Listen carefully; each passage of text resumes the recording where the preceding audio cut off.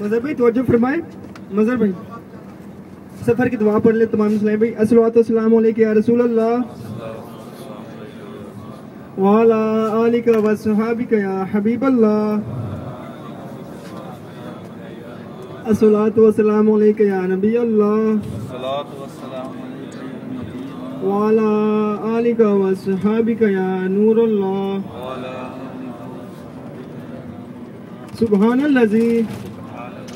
آواز نہیں آ رہی کسی کی, پوجے سے. سبحان الذی سخر لنا ھذا وما کنا لہ مقرنین وَإِنَّا إِلَىٰ رَبِّنَا لَمُنْقَلِبُونَ. الصلاۃ والسلام علیک یا رسول اللہ وعلی آلک وصحابک یا نور اللہ.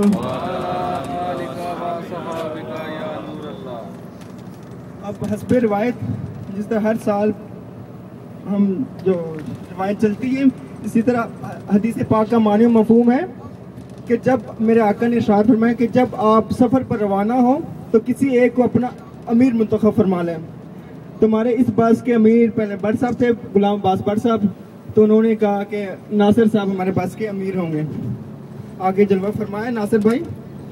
تو حدیث پاک میں آتا ہے جس کا مفہوم یہ ہے کہ میرے آقا نے ارشاد فرمایا کہ جب آپ کسی کو امیر بنا لیں, امیر منتخب کر لیں, تو اس کی اتباع لازمی ہے.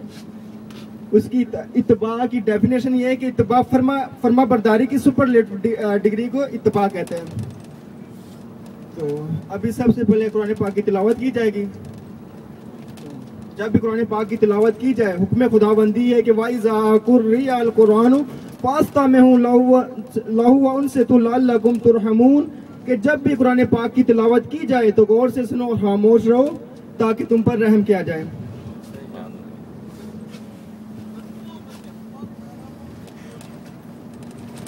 اعوذ باللہ من الشیطان الرجیم. بسم اللہ الرحمن الرحیم.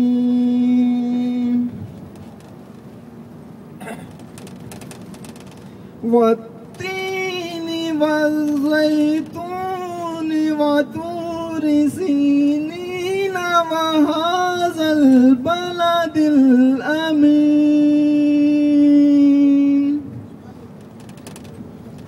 لقد خلقنا الإنسان في أحسن تقويم ثم رددناه أسفل سافلين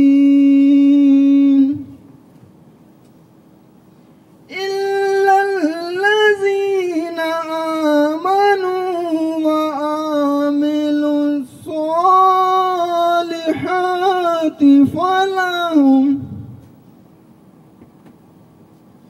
فلهم أجر غير ممنون.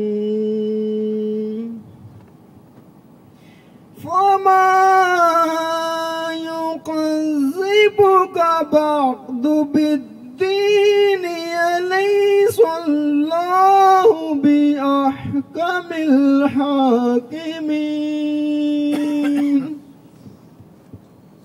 آمنت بالله صدق الله العظيم. خدا کا ذکر کریں ذکر مصطفیٰ نہ کریں, خدا کا ذکر کریں ذکر مصطفیٰ نہ کریں, ہمارے منہ میں ہو ایسی زبان خدا نہ کرے. کہہ دینا سبحان اللہ.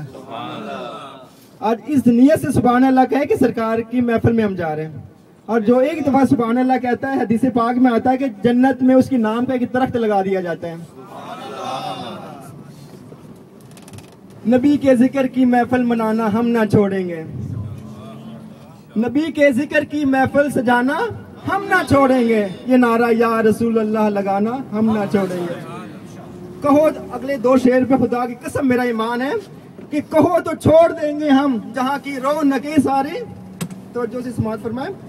کہ کہو تو چھوڑ دیں گے ہم جہاں کی رونقیں ساری، مگر میلاد کی محفل سجانا ہم نہ چھوڑیں گے۔ سبحان اللہ۔ اس محفل پاک کی اتنی برکت ہے، اتنی زیادہ برکتیں ہیں کہ ابو لہب، حدیث بخاری شریف کی حدیث پاک ہے جس کا مفہوم میں عرض کر رہا ہوں کہ ابو لہب اتنا سخت ترین کافر تھا کہ جس کے بارے میں اللہ تعالیٰ نے قرآن پاک کی آیا مبارکہ نازل فرمایا کہ تبت یدا ابی لہب وتب، کہ جب یہ مرا، اس کی ڈیتھ ہوئی تو کسی نے اسے خواب میں دیکھا اور پوچھا کہ ما فعل اللہ بکا، اے ابو لہب تیرے ساتھ اللہ تعالیٰ نے کیا معاملہ پیش فرمایا؟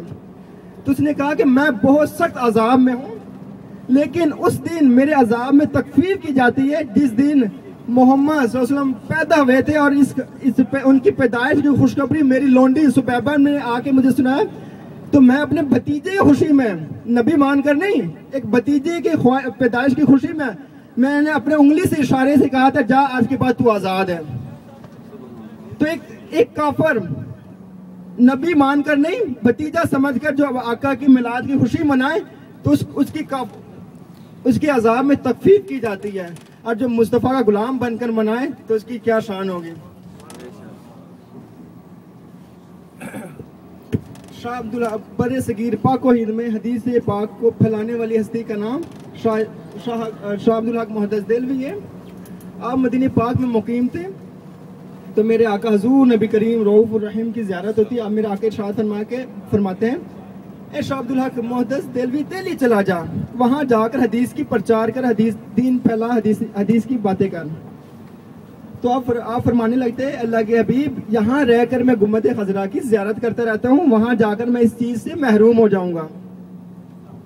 تو میرے آقا نے اشارہ فرمایا کہ اے شاہ عبدالحق محدث دہلوی یہاں رہ کے تو فقط گنبد خضرا کی زیارت کرتا رہتا ہے، دہلی چلا جا، ہر سوموار کو مراقبے کی حالت میں بیٹھ جانا، میں تجھے اپنا دیدار کرا دیا کروں گا۔ سبحان اللہ۔ جی جو ہستی حضور نبی کریم صلی اللہ علیہ وسلم کا دیدار کر لے وہ عام نہیں رہتی۔ تو آپ نے فرمایا کہ میں ہر سال روزے بھی رکھتا ہوں پابندی کے ساتھ، ہر سال میں حج بھی کرتا ہوں، عمرے بھی میں نے کیے، زیارتیں بھی میں نے بڑی کی، لیکن مجھے اپنے کسی عمل پہ بھی بھروسہ نہیں ہے کہ روز قیامت میری کسی عمل کی وجہ سے میں بخشا جاؤں۔ لیکن ہاں مجھے اس بات کا یقین ہے کہ میں ہر سال جو محفل کرواتا ہوں اور محفل پاک میں سرکار کا نام لیتا ہوں اور اونچی بآواز بلند میں درود پاک پڑھتا ہوں، تو مجھے یہ یقین ہے کہ اس درود پاک اور اس محفل پاک کی وجہ سے میں بخشا جاؤں گا۔ تو حدیث پاک کی بہت سی حدیث پاک درود پاک کی سے بھری پڑی ہے۔ ایک حدیث پاک آپ کی بارگاہ میں سنانا چاہوں گا، اس کے بعد اپنے امیر قافلہ سے وہ خود آپ کی خدمت میں گزار کریں کچھ چند باتیں۔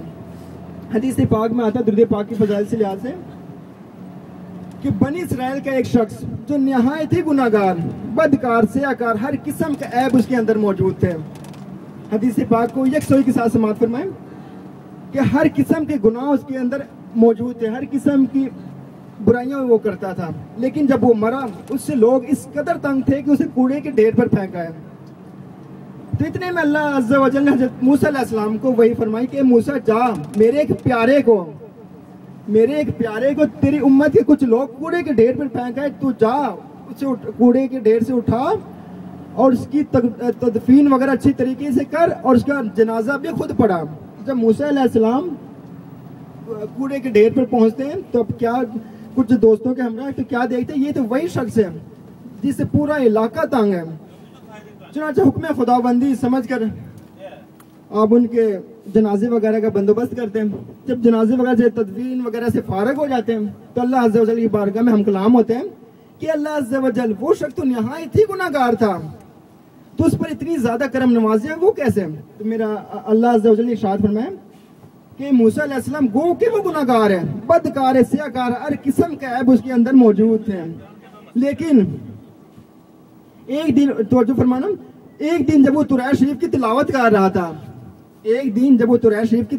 تھا تو اس تورات میں میرے پیارے محبوب کا نام آیا، اس نے میرے پیارے محبوب کے نام پاک کو چوما، آنکھوں سے لگایا اور درود پاک پڑھا، تو پھر میں نے اس کی عیاری و مکاری کی طرف نہیں دیکھا، نہ اس کے عیب کی طرف دیکھا، بلکہ مجھے اس کی یہ ادا پسند آئی اور اسے میں نے بخش دیا۔ سبحان اللہ۔